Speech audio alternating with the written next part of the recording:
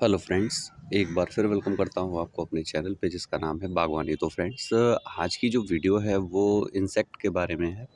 बहुत सारे लोगों ने क्वेश्चन किया था कि सर कुछ बीमारियों के बारे में बताइए, कुछ कॉमन बीमारियों के बारे में और उनको पहचान करने का तरीका बताइए सर कि क्या है, कैसे हैं और बहुत सारी चीज़ें कि सर इनके कॉमन प्रॉब्लम्स क्या हैं, इनके सॉल्यूशंस क्या हैं, इसके ऊपर मुझे एक डिटेल वीडियो बनाइए। बहुत सारे लोगों ने कम से कम 10-12 लोगों ने चैनल पे बोला और कई लोगों ने सजेस्ट भी किया कि सर इस पे थोड़ा-सा आप अगर एक वीडियो बनाएँगे तो काफ़ी अच्छा होगा। तो फ्रेंड्स, आज उसी के संदर्भ में हम वीडियो बनाएँगे और आप लोगों के साथ शेयर करेंगे कि वो चीज़ें क्या हैं, कैसे हम पहचान करें और उनका क्या इलाज करें, इस पे मैं थोड़ी-सी चर्चा करूँगा।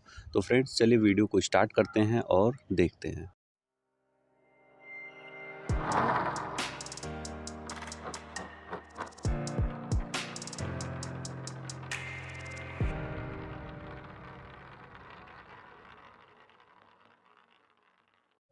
तो फ्रेंड्स, जो सबसे पहली बीमारी होती है वो होती है माइट्स की बीमारी या आप बोल सकते हैं थ्रिप्स की बीमारी। ऐसा बहुत ही कम देखा जाता है कि कोई पहचान कर पाए, बहुत ज़्यादा आइडेंटिफ़ाई कर पाए कि लीफ अगर ऊपर की ओर है तो क्या है, लीफ नीचे की ओर मुड़ी है तो क्या है। माइट्स का मतलब है, माइट्स और थ्रिप्स एक एक ही साथ आपके पौधे में लगभग एक साथ ही आपके पौधे में अटैक होता है इनका। और ये क्या करते हैं, या तो आपकी जैसे ये बड है, जैसे मैं ये फूल दिखा रहा हूँ, इसके यहाँ साइड में आप देखिए ये वाली, अब ये देख पा रहे हैं कि ये या तो थ्रिप्स की वजह से होगा या माइट्स की। मैं आज तक नहीं बहुत ज़्यादा देख पाया, चीज़ों को समझ पाया कि ये माइट्स की वजह से हो रहा है, थ्रिप्स की वजह से हो रहा है। जब मैं सोचता हूँ माइट्स की वजह से है, तब लोग कहते हैं थ्रिप्स की वजह से हो सकता है।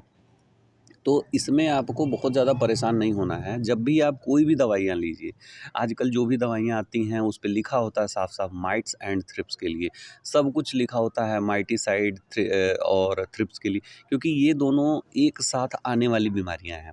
ये कीड़ों से होती हैं, इंसेक्ट्स से होती हैं, तो आप इसमें बहुत ज़्यादा परेशान नहीं होना है।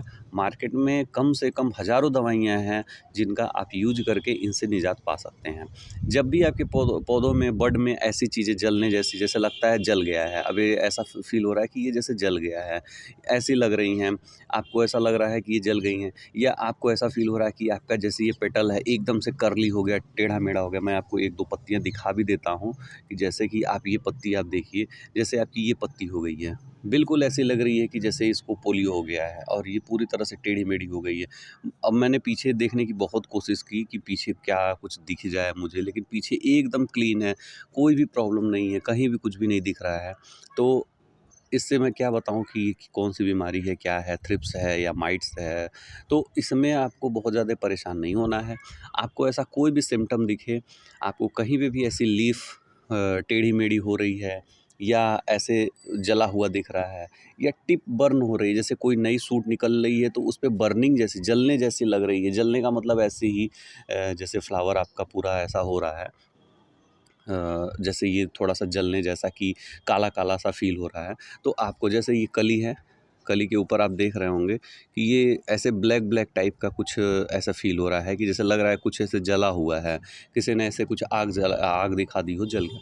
तब आपको तुरंत ही क्या करना है, इंसेक्टिसाइड लाना है। इंसेक्टिसाइड का मतलब है माइटीसाइड लाना है। एक बार मैंने वीडियो बनाई थी तो एक शख्स ने बहुत ही लंबे-चौड़े भाषण दिए थे मेरे कमेंट सेक्शन में कि तुम्हें कुछ नहीं आता है, तुम अपना वो करो, तुम अपना एक्सपीरियंस बड़ा दिखाते हो, तुम्हें तो कुछ भी नहीं आता, क्यों मान नहीं लेते, तुमको कुछ आता ही नहीं है। मैंने कहा भाई आपको प्रॉब्लम क्या है मुझसे? अगर मैं गलत बता रहा हूँ तो आप ही सही बता दो। उसने वही पूरा गूगल से उठा करके पूरा चेप दिया मेरे कमेंट सेक्शन में कि देखिए माइटीसाइड की ये दवाइयाँ हैं, माइटीसाइड ये होता है, माइट्स ये होता है, ये चीज़ें होती हैं। मैंने कहा भाई कॉमन सॉल्यूशन बताओ। अगर आप, आज तक उन महाशय का कोई रिप्लाई नहीं आया। मैंने उनको ब्लॉक भी इसलिए कर दिया क्योंकि वो चीज़ों को गुमराह कर रहे थे। तो अगर आप मेरी वीडियो देख रहे हैं महानुभाव, तो आज फिर वो जो है मैं वीडियो बना रहा हूँ, आप फिर कमेंट करिएगा। और अगर आप कमेंट ही करते हैं तो आप चीज़ों को पॉजिटिवली बताइए ना, लोगों को भी अगर हो सकती है मुझे बहुत सारी चीज़ें नहीं पता हों। आपको, अगर आप मेडिसिन के क्षेत्र में काम कर रहे हैं तो आपको बहुत सारी चीज़ें पता होंगी। लेकिन गलत तरीके से चीज़ों को इंटरप्रेट मत करिए, दिखाइए मत उस चीज़ों को कि एकदम नेगेटिव एस्पेक्ट बने। आपने तो ऐसा कमेंट किया था महानुभाव कि बड़ा बुरा-सा फ़ील हुआ कि आप ऐसा क्यों कर रहे हैं। अगर आप कोई दवाई बता भी रहे हैं, सजेस्ट कर रहे हैं, क्योंकि मैं हो सकता है कि मैं अपने रीजन में जो दवाइयाँ यूज़ करता हूँ मैं उन्हीं के बारे में, लेकिन आप अगर वर्ल्ड वाइड पूरा अच्छे से सब कुछ जान रहे हैं, चीज़ों को समझ रहे हैं, अगर इस पे काम कर रहे हैं, तो चीज़ों को पॉजिटिवली बताइए। इससे लोगों को हेल्प मिलेगी। आप तो ऐसे कर रहे थे कि जैसे लग रहा था कि आपको मेरे से कितनी प्रॉब्लम है। तो आप तो चीज़ों को समझ सकते हैं। तो ऐसी चीज़ें हैं, आप जो है जब भी कोई दवाइयाँ, कोई भी व्यक्ति है जिसको कुछ पता है, तो वो कमेंट सेक्शन में सजेस्ट कर सकता है, चीज़ों को बता सकता है। नम्रता के साथ, हर चीज़ों के साथ आप उस चीज़ को प्रेज़ेंट कर सकते हैं कि सर मैं ये दवाइयाँ यूज़ करता हूँ, हमारे यहाँ माइट्स की ये दवाइयाँ बड़ी कारगर हैं। अगर अच्छी हैं, तो उस चीज़ों को प्रमोट किया जाएगा कि भाई और लोगों तक पहुँचे, क्योंकि सबके पास ये समस्याएँ होती हैं लीफ कर्लिंग की, माइट्स की। तो अच्छी दवाइयाँ बहुत जगह नहीं मिल पाती हैं। तो ये चीज़ें हैं। दूसरी प्रॉब्लम मैं बताऊँ कि जो दूसरी प्रॉब्लम आती है वो होती है फंगस की। अब मैं आपको एक चीज़ दिखाता हूँ, ये मैं आपको दिखाऊँ कि जैसे आप ये पत्ता देख रहे हैं, इसमें 2 बीमारियाँ लगी हुई। पहली, ये लीफ कटर की, ये आप देख पा रहे हैं कि ये लीफ कटर की है। तो लीफ कटर के लिए कोई भी इंसेक्टिसाइड मार्केट में ले सकते हैं, मार्केट में बहुत सारी मिलती हैं। आपको बहुत सारे नाम से, मुझे नाम उतने याद नहीं है मेडिसिन्स के, क्योंकि बहुत सारी दवाइयाँ मिलती हैं।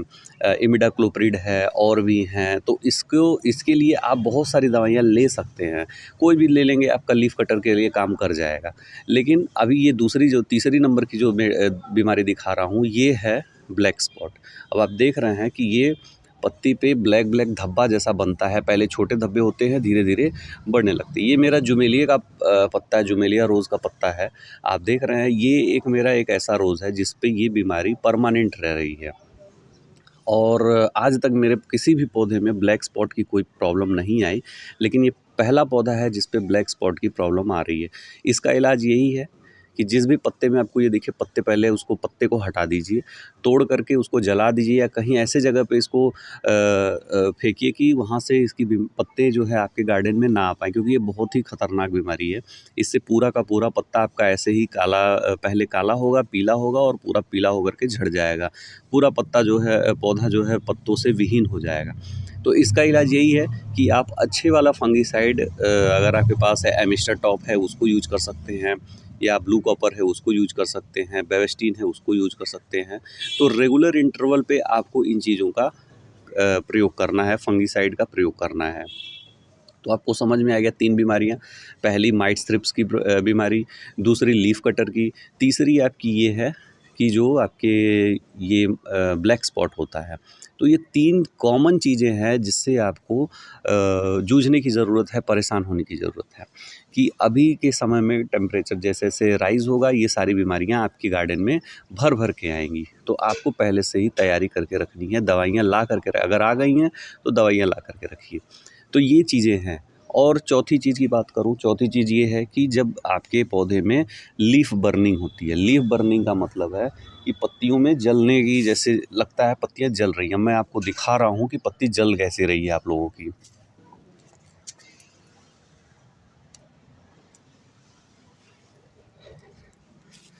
अब ये देखिए फ्रेंड्स, जैसे कि आपकी ये पत्ती है, अब इसमें आप देख पा रहे हैं कि यहाँ पे एज इसके जो है, टिप जो है बर्निंग हो रही है।